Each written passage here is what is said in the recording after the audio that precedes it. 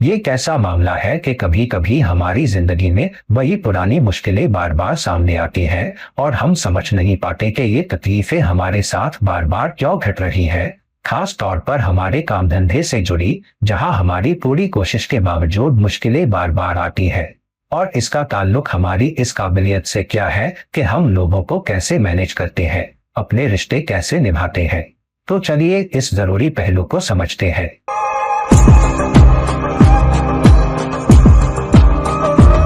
चलो नमस्कार दोस्तों, आपके दोस्त ज्योतिषी और डाइट इरफान एक बार फिर आपके अपने चैनल एस्ट्रो एश्योरेंस से आपके साथ है। आज हम बात करेंगे कि हमारे रिश्तों को संभालने की काबिलियत का हमारी नौकरी, हमारे करियर और हमारे हासिल होने वाले नतीजों पर क्या गहरा असर पड़ता है। तो ये दोनों कैसे गुंथे हुए हैं, इसका राज हमारे लग्न में भी छुपा है। हम किस लग्न में पैदा हुए हैं, तो चलिए सीधे हर लग्न के लिए देखते हैं कि हमारी कुंडली में 7वें घर का क्या साइन है और उसका स्वामी कौन सा दूसरा घर संभालता है। इसका हमारे नतीजों, खास तौर पर करियर से जुड़े पर कितना गहरा असर पड़ता है। अब दोस्तों, मेष लग्न वालों के लिए हम जानते हैं कि 7वां घर तुला है और उसका मालिक शुक्र है, जो दूसरा घर भी संभालता है। इसका मतलब ये हुआ कि 7वां घर लग्न के सामने होता है, यानी जिन लोगों से हम रोज मिलते जुलते हैं। अगर आप होम मेकर हैं तो ज्यादा वक्त शायद पति, नौकर या खानसामा के साथ, मगर आमतौर पर पति के साथ ही गुजरता है। अगर नौकरी करते हैं तो पूरा दिन दूसरों के साथ।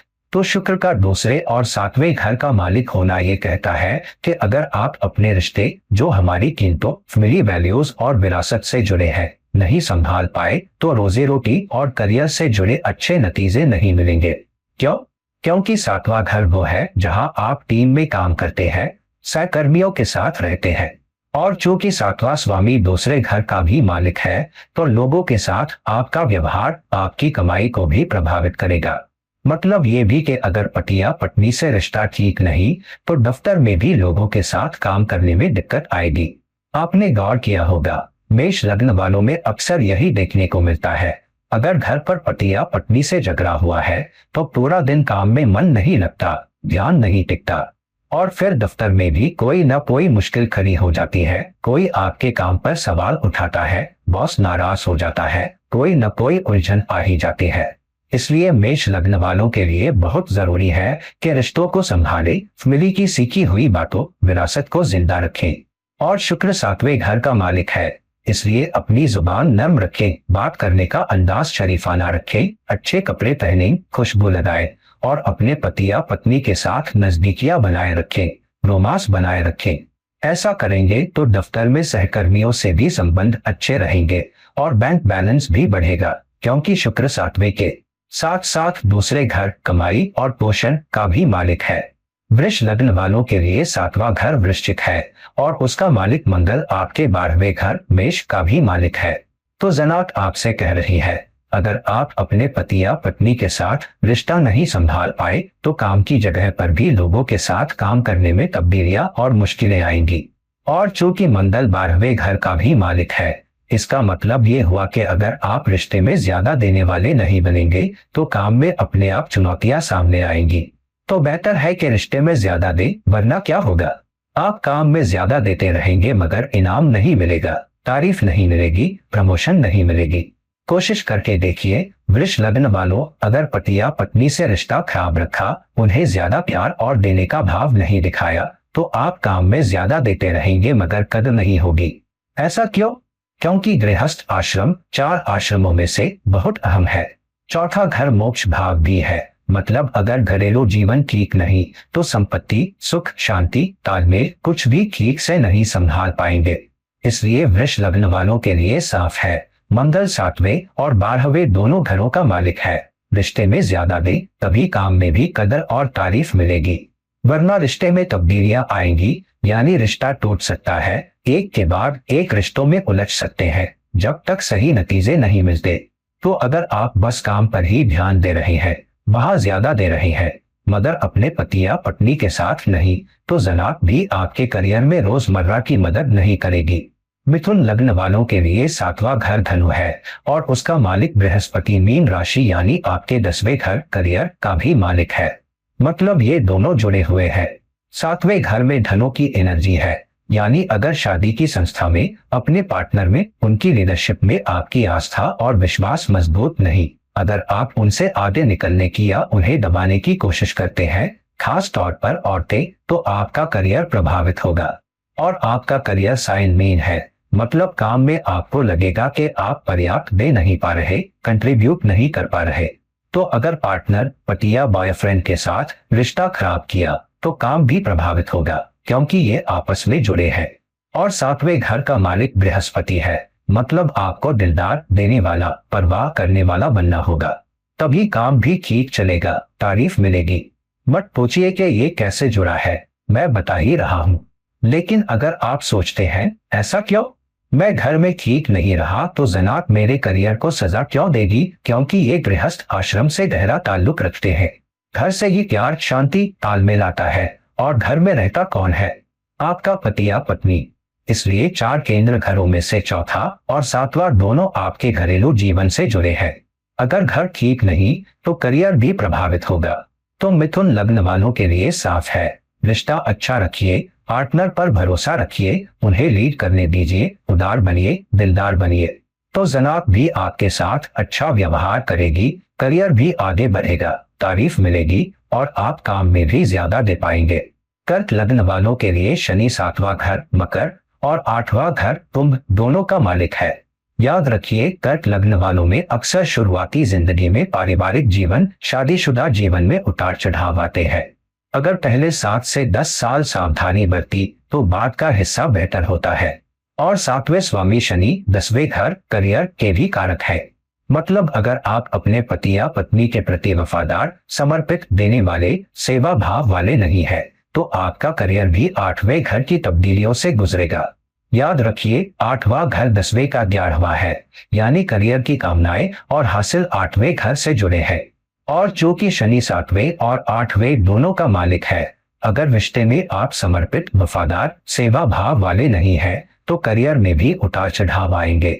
मिसाल के तौर पर, अगर आपका मूड नहीं है मगर आपके पार्टनर का मूड है, नजदीकी चाहते हैं, तो उनके साथ रजामंदी दिखाइए। बेशक अगर बीमार है या बिल्कुल ताकत नहीं तो नहीं, मगर आम तौर पर पार्टनर को खुश, सुरक्षित महसूस कराइए।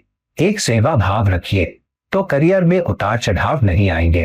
तो कर्क लग्न वालों के लिए काम साफ है, पति या पत्नी के प्रति ज्यादा सेवा भावी, वफादार, समर्पित बनिए तो करियर में भी स्थिरता आएगी, आपको मेहनती, अनुशासित, वफादार समझा जाएगा। लेकिन अगर रिश्ता खराब किया तो करियर में उतार चढ़ाव आएंगे, तारीफ नहीं मिलेगी। तो कर्क लग्न वालों, आप जान गए के रिश्ते में क्या करना है। सिंह लग्न वालों के लिए 7वां घर कुंभ है, जिसका मालिक शनि है और शनि आपके 6ठे घर मकर का भी मालिक है। तो सिंह लग्न वालों के लिए काम साफ है, शनि 7वां घर संभालता है, कुंभ राशि की एनर्जी है। कुंभ का मतलब है बड़ी तस्वीर देखना, बारीकियों में न उलझना, यानी शादी में भी बड़ी तस्वीर देखिए। अपने पति या पत्नी को बड़े फ्रेम में देखिए, छोटी छोटी बातों पर न उलझिए। और चूंकि शनि है, ये सोचिए कि व्यक्ति अच्छा है, नेक है। इतने सालों के प्यार और समर्पण को छोटी बातों के लिए न खत्म करिए। दिल बड़ा रखिए, ज्यादा देने वाले बनिए, समर्पित बनिए, तो आपकी कामनाएं भी पूरी होंगी। और अपनी कामनाएं सिर्फ अपने पार्टनर से ही पूरी करवाइए, बाहर वालों से नहीं, वरना छठे घर की एनर्जी, रिश्तों का नुकसान, इज्जत का नुकसान, मुकदमेबाजी सब शुरू हो जाएगी। तो सिंह लग्न वालों के लिए काम साफ है, रिश्ते में बड़ी सोच रखिए। तो रोजमर्रा में भी, क्योंकि 7वां घर आपकी 3 का भी है, लोग आपकी इज्जत करेंगे, खास तौर पर अगर आप लीडर है। लेकिन अगर आपका रिश्ता ठीक नहीं, पति या पार्टनर के साथ उतार चढ़ाव है, तो दफ्तर में भी सहकर्मियों या आपके अधीन काम करने वालों का सहयोग नहीं मिलेगा, दिक्कतें आएंगी। और अगर 7वां घर बहुत ज्यादा खराब कर दिया तो न सिर्फ रिश्ते में अलगाव तक नौबत आ सकती है, बल्कि दफ्तर में भी सहकर्मी आपको तंग करेंगे। तो सिंह लग्न वालों, अपना संयम बनाए रखिए। अक्सर सिंह लग्न वाले नियंत्रण करने वाले समझे जाते हैं। संयम रखिए, रिश्ते में शनि जैसा गंभीर रवैया रखिए, तो काम भी ठीक चलेगा, सहकर्मी सहयोगी बनेंगे, दिक्कतें नहीं आएंगी। कन्या लग्न वालों, आपके 7वें घर में मीन राशि है, जिसका मालिक बृहस्पति है और बृहस्पति आपके 4थे घर धनु का भी मालिक है। जनात आपसे क्या कह रही है? मैंने कन्या लग्न वालों में अक्सर ये देखा है क्योंकि वो कन्या लग्न में पैदा हुए हैं। वो बहुत सूक्ष्म दृष्टि रखते हैं, यानी बड़ी तस्वीर नहीं देखते। मिसाल के तौर पर पार्टनर के साथ वो ये नहीं देखते कि अगले 15 से 20 साल साथ बिताने हैं। वो एक बहुत एनालिटिकल नजरिए से देखते हैं और छोटी छोटी बातें निकालते रहते हैं। और इस वजह से क्या होता है, वो पवित्र एनर्जी, आशावादी होना को नहीं देख पाते। अगर आप रिश्ते से डरे हुए हैं, देने से डरते हैं और डर या एनालिटिकल दिमाग लेकर, शिकायत का नजरिया लेकर, गलती निकालने की मानसिकता लेकर रिश्ते में है, तो रिश्ता कहीं नहीं जाएगा, टूट जाएगा। मीन की एनर्जी का मतलब है देना, कंट्रीब्यूट करना, हार मान लेना भी। यानी रिश्ते में अगर आप हार भी जाए, ज्यादा दें, ज्यादा कंट्रीब्यूट करें तो भी बेहतर है, खास तौर पर कन्या लग्न वालों के लिए। क्योंकि चौथा घर धनु की एनर्जी है, यानी गृहस्थ आश्रम में मजबूत आस्था और विश्वास रखिए, घरेलू जीवन को सक्रिय रखिए, अकेले रहने या रिश्ते में न रहने के बजाय। चौथा घर वर्क प्लेस के लिए भी बहुत अहम है। अगर घरेलू जीवन मजबूत रखा तो सातवां घर दूसरे लोगों के साथ रोजमर्रा के संबंध भी मजबूत होंगे। वरना क्या होगा, अगर गृहस्थ आश्रम खराब किया तो काम में बॉस के साथ दिक्कतें आएंगी। मैंने ये कई वीडियोस में कहा है। ये कन्या लग्न वालों के लिए खास तौर पर अहम है, क्योंकि चौथे और सातवें घर का कनेक्शन है और बृहस्पति सातवें घर का मालिक है। मतलब अगर आप पति या पत्नी के साथ रिश्ते में खुश नहीं, कंट्रीब्यूट नहीं कर रहे, तो काम में बॉस के साथ चुनौतियां आएंगी। आप हमेशा शिकायतों, दिक्कतों, बिना तारीफ मिले भागते रहेंगे। बॉस आपसे नाराज रहेंगे, शिकायतें, मुकदमेबाजी, सब तरह की मुश्किलें मैंने कन्या लग्न वालों में देखी है। सिर्फ इसलिए कि वो बड़ी तस्वीर नहीं देख पाते, शादी की संस्था में अपने पार्टनर में आस्था नहीं रख पाते। और चूंकि बृहस्पति है, आपको हमेशा कानून के पास, जज के पास इंसाफ मांगने जाना पड़ेगा। अगर अपने पार्टनर पर भरोसा नहीं तो इंसाफ मांगते रहेंगे, कोर्ट कचहरी के चक्कर लगाते रहेंगे। ये खास तौर पर औरतों के लिए ज्यादा है, क्योंकि बृहस्पति औरतों के लिए पति का कारक है। तो अगर शादी की संस्था में आस्था नहीं, पार्टनर को नहीं दे रहे, उन्हें समझदार नहीं मानते जो आपको लीड कर सके, आपकी देखभाल कर सके, और डर, असुरक्षा या गलती निकालने की मानसिकता से देखते रहे, मैं अकेली बहुत आराम से हूँ, शादी में क्यों पड़ूं, तो जब तक आप अपने गृहस्थ आश्रम या मर्द शादी की संस्था को इंसाफ नहीं देंगे, तब तक बाहर भी हर वक्त कोई न कोई मुसीबत आती रहेगी। अगर घर पर रहेंगी, नौकरी नहीं करेंगी, तो परिवार में कुछ न कुछ होता रहेगा जहां आप उलझेंगी। फिर बाहर भी चुनौतियां झेलनी पड़ेंगी। तो कन्या लग्न वालों, मेहरबानी करके शादी की संस्था पर भरोसा रखिए, गृहस्थ आश्रम को मजबूत रखिए, घरेलू जीवन को जिंदा रखिए।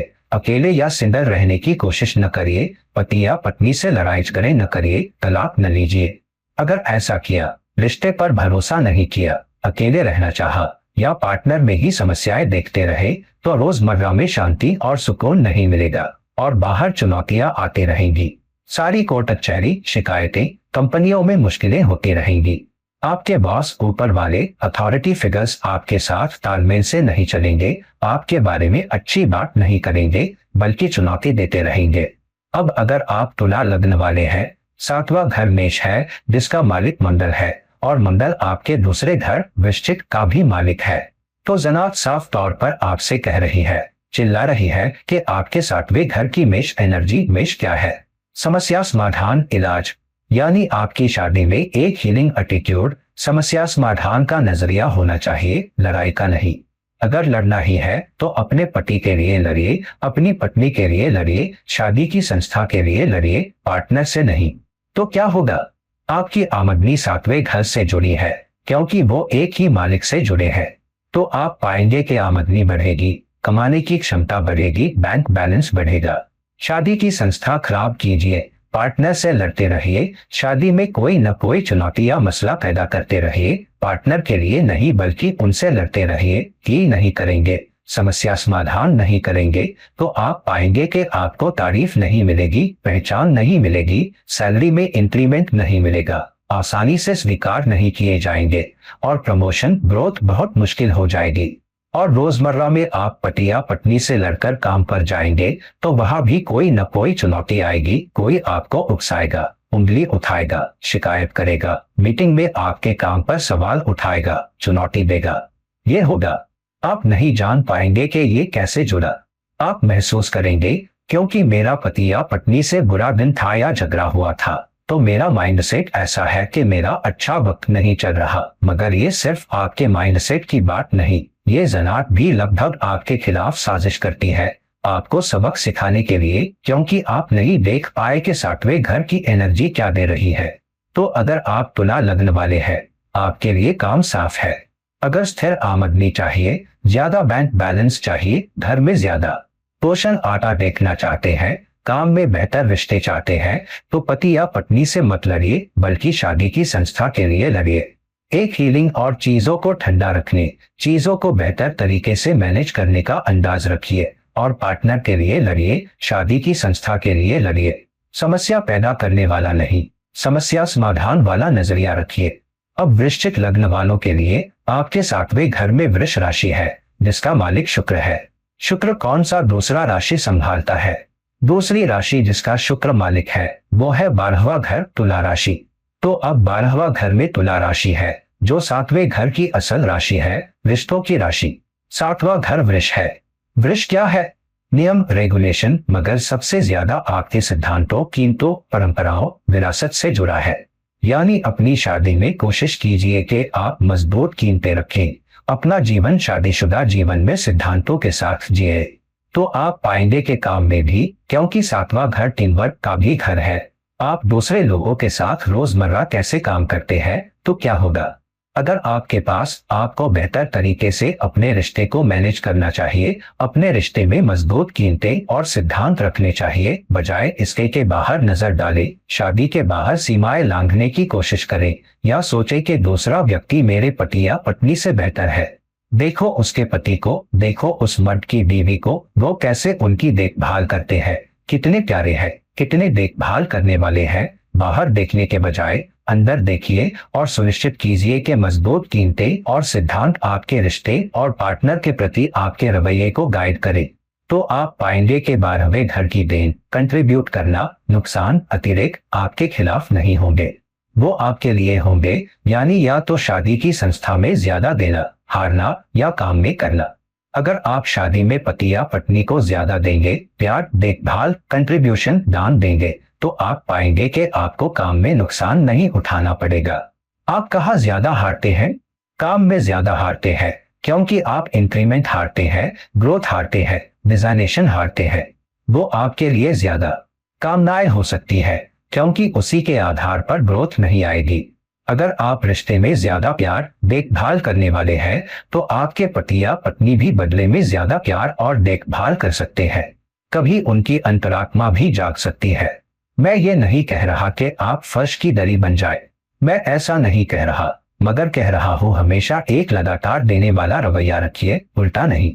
और चूंकि ये वृष राशि की एनर्जी भी है, जिसका मतलब है पैसा भी इससे जुड़ा है कि आप पति या पत्नी के साथ कैसा व्यवहार करते हैं। आप पाएंगे कि अगर आप पति या पत्नी के प्रति ज्यादा देंगे, प्यार, देखभाल करेंगे, और शुक्र एनर्जी ज्यादा इंटीमेट, अपने रिश्ते में रोमांस बनाने की कोशिश करेंगे, तो पैसा भी आसानी से आएगा। बैंक बैलेंस भी बेहतर होगा या बढ़ेगा, बजाय 12वें घर की एनर्जी गंवाने के। तो अगर आप वृश्चिक राशि की एनर्जी में पैदा हुए हैं, ध्यान रखिए, शुक्र, रोमांस, इंटीमेसी, पति या पत्नी को ज्यादा देना, ताकि करियर के नुकसान बच सके। अगर आप धनु लग्न में पैदा हुए हैं, यानी आपकी 7वें घर की एनर्जी क्या है? मिथुन एनर्जी। मिथुन राशि का मालिक कौन है? बुध। बुध कौन सी दूसरी राशि या घर का मालिक है? 10वां घर कन्या। यानी शादी की संस्था में मिथुन राशि की एनर्जी का क्या मतलब है? इसका मतलब कम्युनिकेशन भी है, प्रभावित करने की काबिलियत, बातचीत। तो अपनी शादी में कभी कम्युनिकेशन को टूटने मत दीजिए, कभी गलतफहमी को पनपने मत दीजिए। हमेशा अपने पति या पत्नी के साथ चेक करते रहिए। यह भी हमेशा काम करिए कि कम्युनिकेशन अच्छा है या नहीं। जैसे ही आपके पास छोटी चुनौतियां, छोटे शायद मसले, पति या पत्नी से बहस हो, उसे जाने दीजिए, आगे मत ले जाइए। नेगेटिव बैगेज मत ढोइए। आपका एक बुरा दिन आया कभी, या आपने सुबह पति या पत्नी से झगड़ा किया, जब शाम को घर वापस आए, चुस्त दुरुस्त रहिए, अच्छे बनिए, सुबह के बारे में भूल जाइए। मत सोचिए, अरे इस आदमी या औरत ने मेरे साथ सुबह ये किया, मैं इससे बात नहीं करूंगा, मैं नाराज रहूंगा, सहयोग नहीं करूंगा। ऐसा मत कीजिए, जाने दीजिए। क्योंकि क्या होता है, मिथुन राशि की एनर्जी कम्युनिकेशन प्रभावित करना और मेहनत की राशि भी है। यानी आपको शादी की संस्था में ज्यादा मेहनत डालनी होगी ताकि आपका काम प्रभावित न हो। अगर आप रिश्ते में कड़ी मेहनत नहीं डाल रहे तो आपको दोगुनी मेहनत, वही नहीं, दोगुनी मेहनत अपने करियर में, अपने काम में, जो भी भूमिका आप अपने संगठन में निभा रहे हैं, डालनी होगी। और तारीफ नहीं मिलेगी, पहचान नहीं मिलेगी। क्योंकि तब क्या होगा, 10वें घर में कन्या राशि की एनर्जी है। तब बॉस आपकी जांच पड़ताल के साथ देखेंगे। उनके पास आपके प्रति शिकायत का रवैया होगा, उनके पास ईमानदारी जैसा रवैया होगा। आपके काम में सबसे छोटी चुनौतियां ढूंढने की कोशिश करेंगे ताकि वो उस बहाने का इस्तेमाल कर सके आपको प्रमोशन न देने के लिए, आपको पहचान न देने के लिए, आपको स्वीकार न करने के लिए, आपको बेहतर डील न देने के लिए। तो आपके रिश्ते में धनु लग्न वालों के लिए बहुत बहुत जरूरी है, सुनिश्चित कीजिए कि कम्युनिकेशन अच्छा है, सुनिश्चित कीजिए कि कम्युनिकेशन प्यार भरा है, सुनिश्चित कीजिए कि कम्युनिकेशन स्वस्थ है, सुनिश्चित कीजिए कि आप नेगेटिव बैगेज नहीं ढोते, सुनिश्चित कीजिए कि आपके पास दोहरा दिमाग नहीं है। आप अपने पार्टनर के बारे में शक पैदा नहीं करते, आप शादी की संस्था के बारे में शक पैदा नहीं करते। मुझे शादी में क्यों रहना चाहिए, ये आदमी इतना अच्छा नहीं है, बड़ी तस्वीर देखिए। ज्यादा देखभाल करने वाले बनिए, अपने कम्युनिकेशन स्किल्स पर काम कीजिए, बेहतर ब्रांडिंग पर काम कीजिए, बेहतर प्रभावित करने के स्किल्स पर काम कीजिए। तो आप पाएंगे आपका करियर भी बेहतर है, आपका करियर भी बेहतर करता है और आपका रिश्ता भी बेहतर करता है। अब मकर लग्न वालों के लिए, मकर उदय राशि वालों के लिए 7वां घर कर्क राशि से संचालित है, चंद्रमा का। तो इसका क्या मतलब है, जनात आपसे कह रही है, अगर आप मकर राशि में पैदा हुए हैं और चंद्रमा 7वां घर संभालता है, कर्क राशि की एनर्जी, आपको ज्यादा सपोर्टिव, ज्यादा प्यार करने वाले, ज्यादा देखभाल करने वाले या कोशिश करने वाले बनना होगा, जो पति या पत्नी के साथ भावनात्मक रूप से ज्यादा जुड़े हुए, भावनात्मक रूप से ज्यादा देने वाले हैं। बजाय इसके आप हमेशा, मर्द या औरत, आपको ज्यादा देना होगा, आपको ज्यादा देखभाल करनी होगी, आपको ज्यादा सहानुभूति रखनी होगी। अगर आपके पति या पत्नी के साथ कोई मसले है, आपको सहानुभूति रखनी होगी और सोचना होगा, ठीक है, मेरे पति या पत्नी ने ये किया, मगर मुझे बड़ी तस्वीर देखनी चाहिए। मैंने भी शायद उकसाया, मैंने भी शायद योगदान दिया, छोटी छोटी बातें अहम नहीं है, मुझे बड़ी तस्वीर देखनी चाहिए। क्योंकि क्या होता है, अगर आप ऐसा नहीं करते, कर्क राशि की एनर्जी क्या है, ये काल पुरुष कुंडली का चौथा घर संपत्ति भी है। आप संपत्ति नहीं बना पाएंगे अगर आपके 7वें घर में कर्क राशि की एनर्जी है। आपके रिश्ते में आप संपत्ति नहीं बना पाएंगे, आप बेहतर प्रॉपर्टी नहीं बना पाएंगे, आप बेहतर कार नहीं पा सकेंगे, आप बेहतर सुविधाएं नहीं पा सकेंगे, आप ज्यादा भावनात्मक सपोर्ट नहीं पा सकेंगे। काम में भी आप अपने सहकर्मियों से सहानुभूति नहीं पा सकेंगे, क्योंकि 7वां घर साझेदारी या दूसरे लोगों के साथ काम करने की काबिलियत का भी घर है। अगर आप पति या पत्नी के साथ भावनात्मक जुड़ाव, पोषण, सहायक, देखभाल, सहानुभूति वाला स्वभाव नहीं दिखाएंगे, तो आप पाएंगे कोई भी सहानुभूति, देखभाल, सहायक आपके काम पर नहीं है। कोई परवाह नहीं करता आपकी भावनात्मक चुनौतियों की, कोई परवाह नहीं करता अगर आप बीमार है, कोई परवाह नहीं करता अगर आपका बुरा दिन था, अगर आपका काम स्तर पर नहीं है। आप उंगलियां झेलेंगे, आप आरोप झेलेंगे, आपको स्वीकार नहीं किया जाएगा और आपको पहचान नहीं मिलेगी। तो अगर आप मकर उदय राशि में पैदा हुए हैं, लोग कृपया पति या पत्नी के साथ मजबूत भावनात्मक बंधन रखिए, उन बंधनों को खराब मत कीजिए। ज्यादा सहानुभूतिशील बनिए, ज्यादा देखभाल करने वाले बनिए, ज्यादा पोषण करने वाले बनिए, ज्यादा ममतामय बनिए, ज्यादा लाड़ प्यार करने वाले बनिए और आप पाएंगे कि काम भी बेहतर होगा। लोग भी ज्यादा सहायक होंगे, लोग भी ज्यादा सहानुभूतिशील होंगे, सहकर्मी भी आपके काम पर सहानुभूतिशील और सहायक होंगे, आपके बॉस भी शामिल है। अब अगर आप कुंभ उदय राशि में पैदा हुए हैं, कुंभ उदय राशि का 7वां घर क्या है? 7वां घर सिंह राशि की एनर्जी है, जिसका मतलब है जनात से निर्देश, क्योंकि आपके पास सिंह राशि की एनर्जी है। यानी अपने रिश्ते में, अपने पार्टनर के साथ, अपनी शादी में आपको ज्यादा जिम्मेदारी लेनी होगी। आपको रिश्ते के ठीक चलने के लिए ज्यादा जवाबदेही लेनी होगी। कभी कभी हम महसूस करते हैं दोनों को जवाबदेही लेनी चाहिए, दोनों को जिम्मेदारी लेनी चाहिए। नहीं, यहाँ जनात आपको जिम्मेदारी दे रही है कि आप शादी के लिए जिम्मेदार होंगे, आप रिश्ते के बरकरार रहने के लिए जिम्मेदार होंगे, आप शादी के आगे स्थिर और मजबूत रहने के लिए जिम्मेदार होंगे। आपको सातवां घर मजबूत रखने के लिए उन कार्रवाइयों को करने में लीडरशिप लेनी होगी। अगर आप ऐसा नहीं करते तो क्या होगा? काल पुरुष कुंडली में सिंह राशि की एनर्जी क्या है? पांचवा घर आपके काम, आपके करियर में बदलाव या तब्दीलियों का। तो अगर आप खुश नहीं, या अगर आप शादी को बरकरार नहीं रखते, आप लीडरशिप नहीं लेते, और अगर आप नियंत्रण के बजाय विनम्रता नहीं दिखाते, आपको आधिकारिक होने की जरूरत नहीं। अगर आप कुंभ राशि में पैदा हुए हैं, जिसका मतलब है आपको शादी के बरकरार रहने, घर के ज्यादा खुश रहने में ज्यादा नियंत्रण या ज्यादा जिम्मेदारी लेनी होगी। तो लीडरशिप राज करने या नियंत्रण करने के लिए नहीं है, बल्कि लीडरशिप शादी को बरकरार रखने के लिए है। तो आपका करियर भी बरकरार रहेगा। और अगर आप ऐसा नहीं करते तो सातवें घर की एनर्जी, सिंह राशि की एनर्जी सूर्य के द्वारा शासित, तो आपके बॉस भी उठने देने वाले, योगदान करने वाले, स्वीकार करने वाले आपकी ग्रोथ के लिए जिम्मेदार नहीं होंगे। वो कोई जिम्मेदारी नहीं लेंगे, वो कोई लीडरशिप नहीं लेंगे ताकि आप भी अपने करियर में, अपने काम में आगे बढ़े।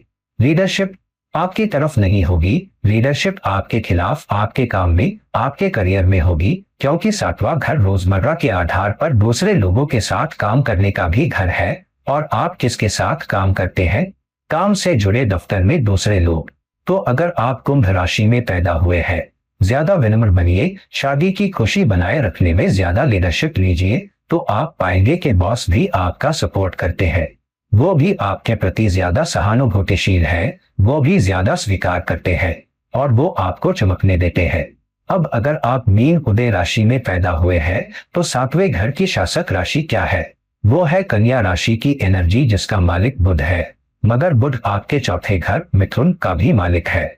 तो मीन राशि वाले व्यक्ति के लिए काम साफ है कि सातवें घर में कन्या राशि की एनर्जी, जिसका मतलब है ये कन्या राशि की एनर्जी काल पुरुष कुंडली पर छठे घर की भी है, जिसका मतलब है आपको अपनी शादी में ज्यादा सेवा भाव वाला रवैया रखना होगा और शादी पर बाहर वालों के बजाय गहरी नजर रखनी होगी। कन्या राशि अधिक विश्लेषणात्मक होने, बहुत मापा हुआ होने का भी संकेत है। तो जिसका मतलब है आपके रिश्ते में भी ज्यादा मापा हुआ बनिए। ज्यादा मत मांगिए अगर आप ज्यादा योगदान नहीं दे पा रहे, और एक सेवा भाव वाला रवैया रखिए। काल पुरुष कुंडली के छठे घर का सेवा भाव वाला रवैया रखिए, जो कन्या राशि की एनर्जी है, जो देने का संकेत है। और पार्टनर के बारे में नहीं, बल्कि आप रिश्ते में कैसा कर रहे हैं, इस बारे में अधिक विश्लेषणात्मक विशेषता रखिए। पार्टनर की शिकायत करने में अधिक विश्लेषणात्मक मत बनिए, अपने बारे में अधिक विश्लेषणात्मक बनिए। आप कितना दे पा रहे हैं या नहीं दे पा रहे, अपने से सवाल पूछते रहिए, पार्टनर से फीडबैक लेते रहिए। क्या मैं पर्याप्त देखभाल कर रहा हूँ? क्या मैं पर्याप्त दे रहा हूँ?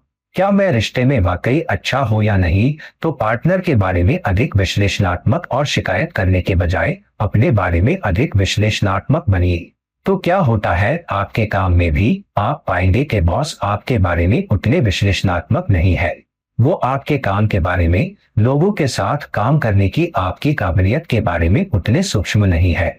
और वो लोग जिनके साथ आप रोजमर्रा काम करते हैं, वो आपकी शिकायत करने वाले नहीं बनते, क्योंकि अगर आप पति या पत्नी के साथ शिकायत नहीं कर रहे, आप पाएंगे कि ये सीधे तौर पर जुड़ा हुआ है कि जनात भी आपको आपके काम में बेहतर नतीजे देने की इजाजत दे रही है। सातवां घर उन दूसरे लोगों का भी घर है जिनके साथ हम रोजमर्रा काम करते हैं। तो कम विश्लेषणात्मक बनने की कोशिश कीजिए, ज्यादा देने वाले बनने की कोशिश कीजिए और ढूंढिए कि आप कहाँ बेहतर कर सकते हैं। तो आप ये भी पाएंगे आपके काम के मैदान में वो भी आपके प्रति ज्यादा सहानुभूतिशील है, वो आपकी शिकायत करने वाले उतने नहीं है। बॉस भी देखते हैं ये व्यक्ति इतना कठिन है, मैं इस व्यक्ति के लिए और क्या कर सकता हूँ बजाय इसके के उल्टा हो। और चूंकि बुध चौथे घर का भी मालिक है, गृहस्थ आश्रम को मजबूत रखिए। और मैंने ये रखा है, ये कहते रहा हूँ, खास तौर पर कन्या लग्न और मीन और जरूरतमंदों के लिए। गृहस्थ आश्रम को मजबूत रखिए, शादी की संस्था को मजबूत रखिए, घरेलू जीवन को चलते रहने दीजिए, अकेले मत रहिए, लंबे अरसे तक सिंगल मत रहिए, किसी रिश्ते में रहिए, शादी कर लीजिए अगर कर सकते हैं, मजबूत घरेलू जीवन रखिए तो आपका काम भी बेहतर होगा।